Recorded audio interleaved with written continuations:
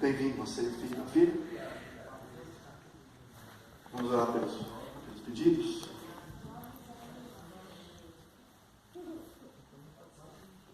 Vamos orar. Senhor, obrigado por estarmos juntos mais uma vez. Obrigado porque o Senhor sempre nos ouve. O Senhor tem misericórdia de nós. Sabe quem somos. Nunca desiste de nós. E de alguma forma o Senhor sempre nos conduz. Conduz a cada um de nós para que tenhamos a oportunidade de te conhecer a cada dia mais. E ao te conhecer e conhecer os teus ensinamentos, o Senhor tem nos dado a oportunidade de vivenciá-los, de segui-los, e de experimentar os resultados que o ser humano desfruta, e de seguir por amor. Quero mais uma vez entregar todos os pedidos que estão aqui, nessa urna, nessa caixa, nesses cadernos, sabendo que o Senhor conhece todos eles, mas expressamos o nosso desejo que o Senhor conduza cada um, cada resposta e cada solução. Amém, Senhor. De cada pedido que aqui foi feito. Amém. Te agradecemos por tudo, no nome de Jesus. Amém, amém, Senhor. Mateus 19, versículo 23. Deixa eu só, apesar de começar no 23, Jesus tem um encontro com um jovem rico aqui no versículo 16 do capítulo 19. Uma coisa muito importante no cristianismo, especialmente no momento que nós vivemos, quando falamos a respeito de dinheiro. Existem dois extremos. Alguns cristãos dizem, dinheiro não vale nada, não precisa de dinheiro. O importante é Deus e as coisas de Deus, e dinheiro não precisa. Não é verdade. O dinheiro tem o seu lugar. Se você passar numa caixa de supermercado e disser, vou fazer uma oração por você, posso passar sem pagar, ela vai dizer não. Então, dinheiro é necessário. É necessário. Mas o outro extremo é vivermos só em função do dinheiro. É colocarmos todas as nossas esperanças e expectativas naquilo que o dinheiro pode produzir. Entendem os extremos? Jesus sabe que nós somos pessoas que temos por instinto uma natureza, uma inclinação, aonde nós naturalmente queremos viver uma vida de independência de Deus. O nosso instinto não nos leva para Deus, mesmo sabendo que precisamos.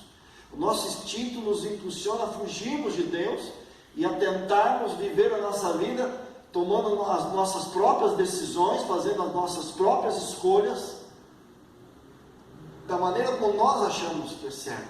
E tem, claro, há um fundamento nisso, aparentemente, porque Deus quer que nós tomemos decisões baseadas nas informações que temos na nossa mente. O ser humano foi construído assim, os psicólogos dizem isso. Claro, isso não está errado. O problema é que nós nem sempre temos todas as informações na nossa mente para tomarmos as decisões certas. Eu posso, de forma coerente, avaliando algo com as informações que eu tenho aqui, obtidas através da vida, pelos 5 sentidos, que as informações entram na mente pelos 5 sentidos, eu posso tomar decisões e classificar, e avaliar e dar valores para as coisas, coerentemente, baseado naquilo que eu tenho aqui. Mas o grande problema é que o ser humano acha que tudo que ele tem na mente sempre é o suficiente para ele tomar as melhores decisões. E nós temos observado, e o mundo é o resultado, o mundo em que vivemos hoje, não sou pessimista, vocês sabem que eu sou otimista, mas o mundo hoje é o resultado de milhares ou milhões de pessoas, ou bilhões de pessoas, que entendem que a sua maneira é a maneira certa. Os casais se separam porque um diz eu estou certo e o outro diz eu estou certo, mesmo que as opiniões sejam completamente diferentes. E quando a gente conversa com um, ele está certo de acordo com aquilo que ele tem na mente dele. E ela está certa de acordo com aquilo que ela tem na mente dela. E assim, isso pode envolver a saúde, pode envolver o casamento, pode envolver a criação dos filhos. Isso pode envolver decisões políticas, econômicas, sociais. Hoje se tem discutido muito sobre o clima no mundo, sobre a destruição da atmosfera, da camada de ozônio, não é isso? E alguns países dizem, não acho necessário, outros dizem que sim, enfim. Mas de uma forma ou de outra o mundo está indo por um caminho sem volta. E as pessoas dizem, eu tenho a verdade, eu tenho a visão correta. E a grande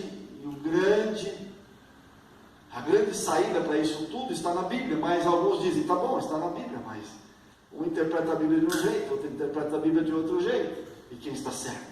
E voltamos ao dilema, aparentemente, de um ponto de vista intransponível. Mas, queridos, existem coisas que validam, que provam, que dão consistência a algumas verdades que nós seguimos. Por exemplo, eu digo que caminhar todos os dias faz bem para a saúde. E você diz, não. O que faz bem para a saúde é ficar sentado no sofá. Eu estou inventando um exemplo aqui. E um diz, não, eu sempre sentei no sofá, nunca caminhei, meu pai não caminhou, meu avô não caminhou, minha família nunca caminhou. E o outro diz, não, o meu avô caminhou, o meu pai caminhou e eu caminhei. Como é que você vai definir aquilo que é verdade ou não? Porque a verdade traz resultados. Aquilo que você acredita traz impacto diretamente para uma das 4 áreas da tua vida ou para todas elas. Impactos na área físico. Vocês sabem que o cérebro é metade racional, metade emocional. Traz impactos racionais, ou emocionais, ou espirituais. 4 áreas. Eu tenho falado isso, tenho insistido. Físico, racional, mental, ou psicológico, emocional e espiritual. Tudo que nós fazemos traz resultados ou impactos para uma ou duas ou todas essas áreas. E, claro, no exemplo que eu disse, hoje se eu disser para você é melhor caminhar ou ficar no sofá e não fazer exercício, você diz assim, não, a gente sabe que fazer exercício é melhor. Por que você sabe que é melhor? Não é só porque alguém disse para você, porque foi comprovado que faz bem. Eu acho que beber uísque é o melhor. E o outro diz, não, eu acho que beber água é melhor. É o seu ponto de vista e é o meu ponto de vista. Ok, ponto de vista. Mas beba uísque todos os dias e beba água todos os dias. Você receberá um impacto disso ou não? Sim. Eu não preciso dizer para vocês que a água é melhor. Por que vocês sabem que não? Porque nós temos isso de forma comprovada. E quando passamos para a Bíblia, eu poderia dar inúmeros exemplos. Se eu interpreto algo de uma forma, o outro interpreta de outra, de outra, de outra. Primeiro, há um método acadêmico. O método acadêmico, não só para teologia e Bíblia, quando eu quero definir um conceito, o importante é que eu pegue opiniões de vários especialistas sobre um assunto. A Bíblia foi escrita, a Bíblia tem 66 livros, foi inspirada por Deus, Deus não ditou. Alguns viram e escreveram, alguns tiveram sonhos, visões, alguns relataram, existem vários meios que Deus usou, mas Deus atuava no ser humano, existiam vários meios, cerca de 40 homens escreveram a Bíblia, vocês sabem disso. O primeiro escritor Moisés, cerca de 1500 anos antes de Cristo. João foi o último que escreveu o Evangelho de João, o Apocalipse foi o penúltimo livro, cerca do ano 100. Esses homens escreveram a Bíblia. E como eu chego à conclusão de que estou seguindo algo que tem base bíblica, que tem a mão de Deus e que esse conceito é certo? Academicamente falando, um autor não pode contradizer o outro. Então, um exemplo. Se Paulo diz que se eu falo direto com Deus, ele me ouve. Se Moisés diz que se eu falo direto com Deus, ele me ouve. Se Davi fala direto com Deus, e Deus o ouve. Se Abraão fala direto com Deus, ele ouve. Se você encontra na Bíblia todas as orações direto a Deus, o que você vai concluir? Que se eu orar, eu posso falar direto com Deus. Mas existe algum versículo bíblico que pode dar a entender alguma coisa diferente? Existem textos difíceis da Bíblia, aparentemente. Mas eu tenho 1189 capítulos da Bíblia, 66 livros. Uma verdade sempre vai ser dita 100 vezes, 200 vezes, e talvez um texto diga ao contrário. O que eu faço? Jogo 200 textos fora e fico com o que parece difícil? Ou entendo que preciso estudar melhor o texto difícil? Em teologia aprendemos isso. 200 textos dizem que é dessa forma. Então estude melhor aquele texto que parece que não diz, que você vai chegar na mesma conclusão. O que as pessoas fazem? Pegam um texto difícil e fazem uma doutrina dele e ignoram os outros. Às vezes por não conhecerem os outros, por não estudarem a Bíblia. A gente pensa que todo mundo estuda a Bíblia, que todo mundo está interpretando diferente. Queridos, eu convivo com centenas de pessoas, tanto desse caminho religioso como de outros. A grande parte das pessoas não estudam a Bíblia, carregam a Bíblia, mas confiam exclusivamente nos seus líderes, nos seus padres, nos seus pastores, porque pensam, esse padre é de Deus, esse pastor é de Deus, o que ele falar é verdade. E a Bíblia não diz isso. Não diz que você não tem que confiar no padre e no pastor, mas a Bíblia diz que você tem que estudar a Bíblia. A própria Bíblia diz que você tem que estudar. Jesus diz, examinar as Escrituras, vocês encontrarão nelas a vida eterna, e são elas que testificam de mim. E Jesus diz, errais em não conhecer as Escrituras. Quando Jesus ressuscita e encontra duas pessoas no caminho de Emaús, Jesus abre a Bíblia, começando por Moisés, Salmos e os profetas, e explica para eles o que as Escrituras falavam a respeito dele. O próprio Jesus usou a Bíblia quando enfrentou Satanás no deserto da tentação. Temos inúmeros exemplos de Bíblia. Estão entendendo? Existe um método acadêmico, mas existe um método experimental, porque eu comprovo academicamente, eu uso um método de avaliar um assunto ao longo da Bíblia, para ter uma comprovação do que todos pensam sobre o assunto. Isso é um método acadêmico, não é um método de igreja.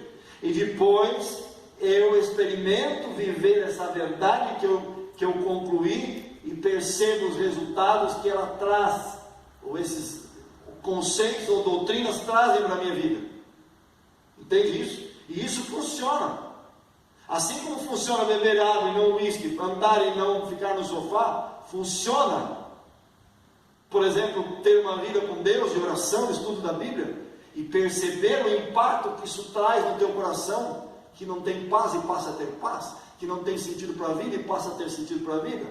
O teu casamento que não havia entendimento, agora o teu coração tem perdão. O teu coração, quando você anda com Deus, tem um senso de reconciliação, de dar uma segunda oportunidade, de avaliar o outro como se você estivesse se colocando no lugar dele. Você segue princípios da Bíblia, onde diz que você tem que honrar o teu pai e tua mãe, que você não tem que matar, não tem que roubar, não tem que adulterar, não cobiçar as coisas do próximo, ter um dia da semana para viver exclusivamente para Deus, como é o sábado. E você experimenta tudo isso, e isso faz de você um ser humano melhor, um ser humano estruturado nas 4 áreas que eu citei no começo. Você percebe que o seu nível mental de satisfação começa a progredir. Claro, temos provas, temos lutas, temos desafios, mas sabemos que, apesar disso, temos um Deus que se preocupa com as coisas simples da nossa vida. E dentro dessa mensagem, do tema de hoje, temos um assunto ligado sobre o que eu ganho ao seguir a Deus, que tipo de recompensa. Eu devo esperar recompensas de Deus? Eu devo dizer, Deus, eu estou indo à igreja, eu dou minhas ofertas, eu devolvo meu dízimo, então o que eu ganho com isso?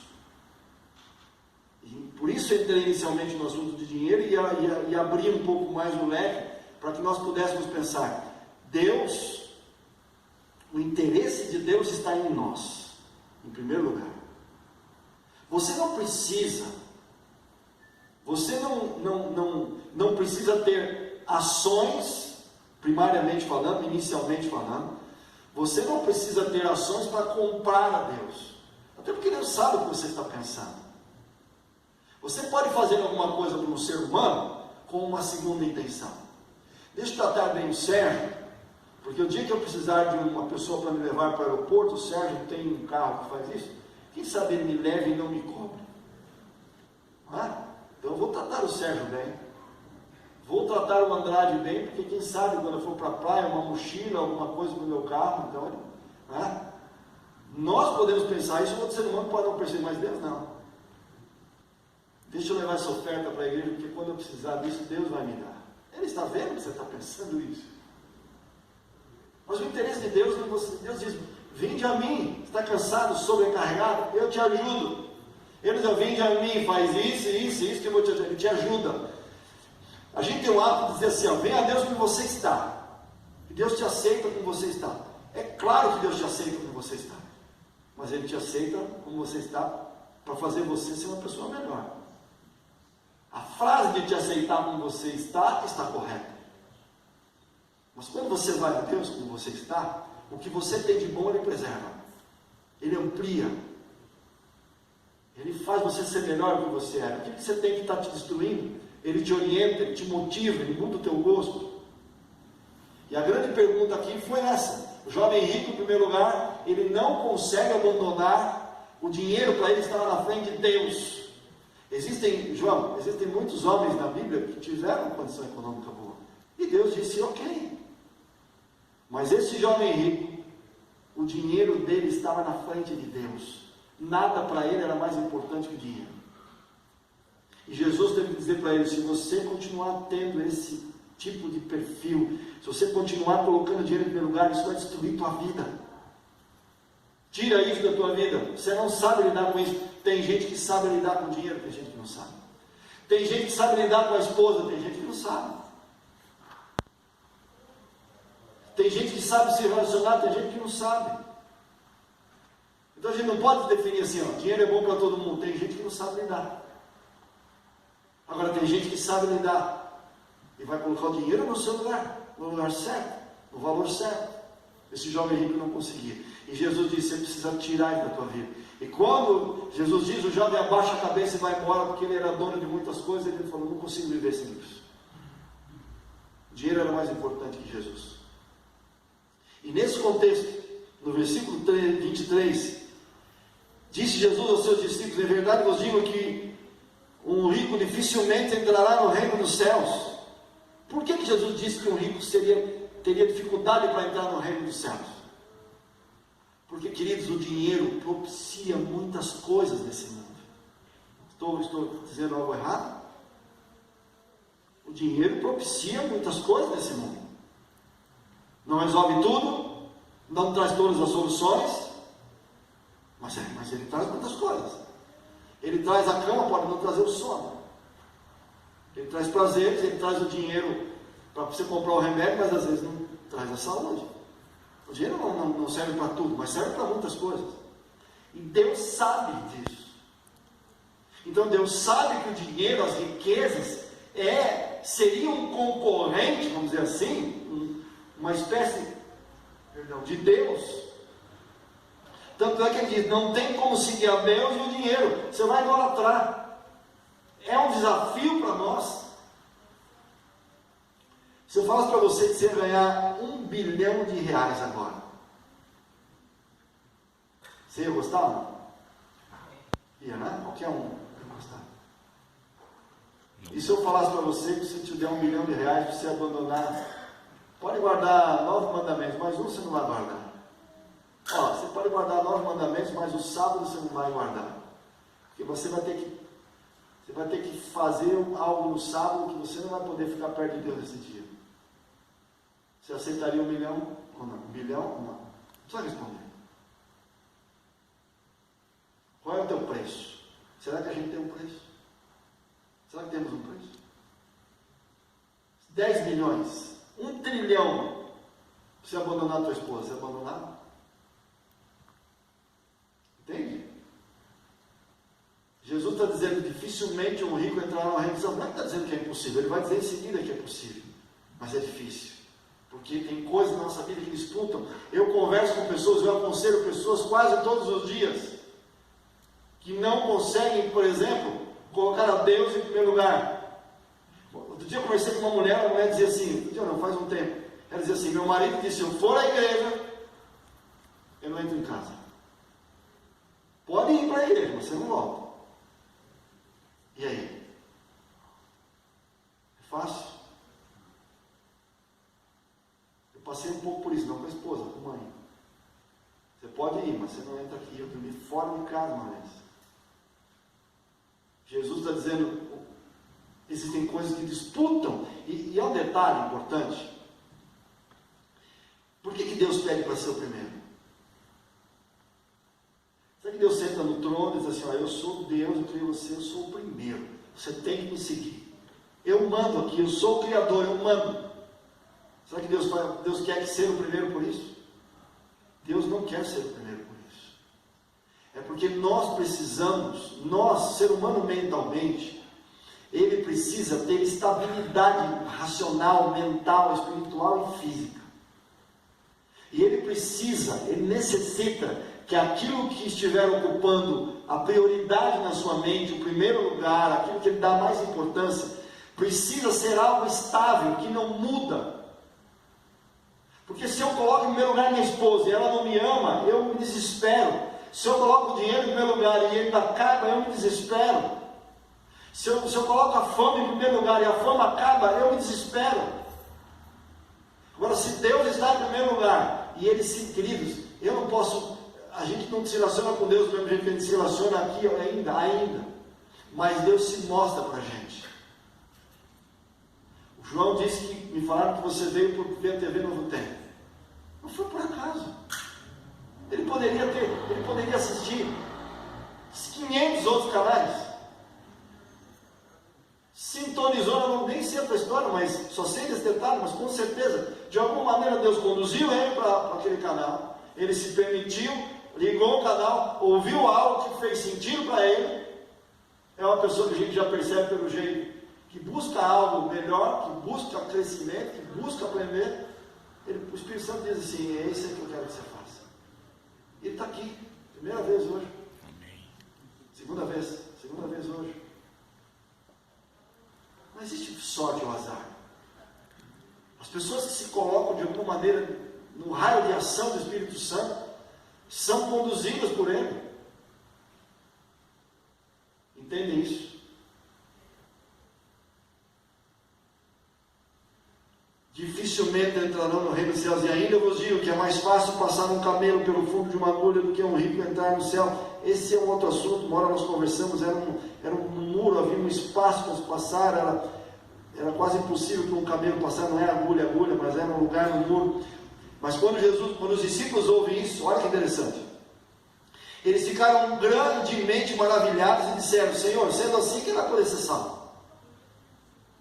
Se a gente tem que colocar o Senhor em primeiro lugar, quem vai ser salvo? Jesus, olhando nos olhos dele, fitando-os, disse, isto é impossível aos homens, mas é possível para Deus. Deus pode fazer um ser humano que tenha outras coisas em primeiro lugar e entender que ele tem que ser o primeiro para a nossa vida ter sentido, para a nossa vida, para que o nosso coração seja preenchido, para que a gente tenha um grau de satisfação mental que nos ajude a viver a vida que Ele espera. Deus consegue fazer isso. Eu de vez em quando ainda instintivamente me iludo, às vezes diminuo o meu tempo com Deus durante o dia e o resultado para mim é imediato. Antigamente poderia ficar sem comunhão, uma comunhão plena 2, 3 dias, mas hoje eu fico uma manhã sem me manter ligado em Deus, eu percebo o impacto da sensação de eu não estar perto dele. Não existe impossível para Deus. Então Pedro disse, Senhor, nós deixamos tudo para te seguir. Nós deixamos tudo. E nós? Vamos ganhar o quê? Pergunta boa, não? Tá bom, Senhor, ninguém está deixando nada para o Senhor. O jovem rico acabou de ir embora porque não quis largar o dinheiro. E nós largamos tudo para seguir o Senhor. E a gente vai ganhar o quê? Jesus lhe respondeu, em verdade vos digo que vós, os que me seguistes, quando o Filho do Homem, quando Jesus se assentar no trono da sua glória, também vos assentarei do meu lado, em 12 tronos. Eu vou ler isso aqui, não se espantem, eu vou explicar em seguida. Todo aquele que tiver deixado casas, irmãos, irmãs, ou pai, ou mãe, ou filhos, ou campos, por causa do meu nome, receberá muitas vezes mais e herdará a vida eterna. Porém, muitos serão os primeiros. Porém, muitos primeiros serão os últimos e os últimos primeiros. O que Jesus está dizendo aqui? Então a gente vai andar com Ele e só vai herdar o céu. E aqui na terra, a gente tem que somar as coisas na Bíblia. Jesus disse, eu vim para que tenham vida em abundância. Aonde? Aqui. E agora Ele está dizendo assim, vocês vão herdar a vida eterna, vocês vão estar do meu lado para sempre. Vocês não vão morrer para sempre. Peraí, então eu não posso ter nada, eu tenho que viver uma vida sem nada. Ele não está dizendo isso. Quando ele fala, você tem que deixar irmão, pai, mãe, riqueza, não é deixar no sentido de, vou seguir a Jesus, não vamos poder falar com vocês. Não é isso que ele está dizendo. Ele está dizendo, quando você chegar a ter uma estrutura, aonde a esposa que eu amo, eu sou desesperadamente apaixonado pela minha mulher, óbvio. Mas a minha mulher não pode estar na frente de Deus. Porque se eu fizer isso, nem poderia ser para ela o que eu posso ser. Porque se eu tenho alguém ou alguma coisa na frente de Deus, eu não consigo ser ou estar vivendo no meu melhor potencial. Então, se minha mulher não está na frente de Deus, se meus filhos não estão na frente de Deus, se meu trabalho não está na frente de Deus, a riqueza, a minha posição, seja lá o que for, é isso que Jesus está querendo dizer. Você tem que deixar. Porque lembra, Jesus disse, deixa a tua riqueza, jovem, e vem. Ali era deixar, por quê? Porque para ele não saberia gerenciar. No caso dele, ele não saberia gerenciar. Mas Jesus não disse isso para outras pessoas na Bíblia. Porque eles sabiam gerenciar. Ele está dizendo, você não pode colocar pessoas ou coisas na frente. Entende isso? Eu quero terminar com isso. Se eu amo com Deus, em primeiro lugar, a minha maior recompensa é ter paz no coração. Amém. Gente, eu não sei como você está se sentindo, mas se é uma coisa que destrói a vida da gente, é falta de paz. Você já teve falta de paz estando com a conta positiva? Eu converso com um monte de gente que tem muito dinheiro, mas não tem paz. Eu converso com gente que tem fama e não tem paz. Essa semana passada eu estudei a Bíblia com pessoas que têm tudo, mas precisam de Deus. E desmarcaram todos os compromissos. O empresário que eu dei estudo bíblico quinta passada, eles oraram todos os meus compromissos para estar aqui hoje no estudo. Tem tudo que quiser e mais. Preciso de Deus. Sem paz. Você pode olhar do lado, casar com quem você quiser. Mulher mais linda do planeta. Ter o carro mais extraordinário do mundo. Se você não tiver paz, né, João? Não adianta. Mas no reino de Deus não é 880. Então passou quando tem paz, não tem que ter nada. Não. Se você tem estrutura, anda com Deus, quanto mais você anda com Deus, Jesus disse assim, permanecer em mim e eu permanecerei em vós. Se eu permaneço nele e ele permanece em mim, eu vou tendo o caráter dele, sendo reproduzido no meu, eu vou pensando como ele, eu vou agindo como ele, eu vou sentindo como ele não me anula, ele me faz ser como ele, no sentido de que ele é o modelo perfeito, e eu passo a ser um ser humano com uma estrutura cada vez mais perfeita. E quando eu estou na minha melhor versão, quando eu estou na minha melhor condição física, mental, emocional, espiritual, ao funcionar melhor, eu serei melhor, eu serei mais produtivo, eu viverei de uma maneira muito mais extraordinária. Então, quando ele permanece nele, ele permanece em mim, a minha cabeça ela é renovada. Paulo diz isso, nós somos transformados, Romanos 12, pela renovação do nosso pensamento. Pensamentos que vêm de Deus, especialmente. Paulo diz em Colossenses 3, em Filipenses 3, pensai nas coisas que são do alto, pensamentos que produzem impactos que nos fazem sermos como Ele. E eu terei paz no coração, sentido para a vida. O fruto do Espírito, Gálatas 5, 22, 23, é amor, paz, alegria, mansidão, paciência, bondade, fidelidade, domínio próprio. Isso não tem preço. Isso não tem preço. E quanto mais eu sou parecido com Ele, e eu tenho estrutura para colocá-lo em primeiro lugar, Ele me diz, São Mateus 6,33, as outras coisas vos serão acrescentadas se você me buscar em primeiro lugar. Você tem estrutura para ter dinheiro? Ele vai te dar.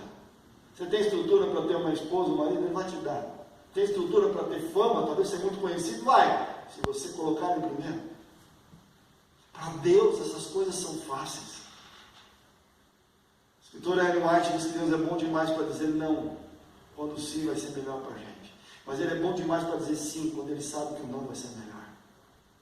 Entenderam isso? Eu é que defino, querido. No fundo, Deus tem tudo para nos dar.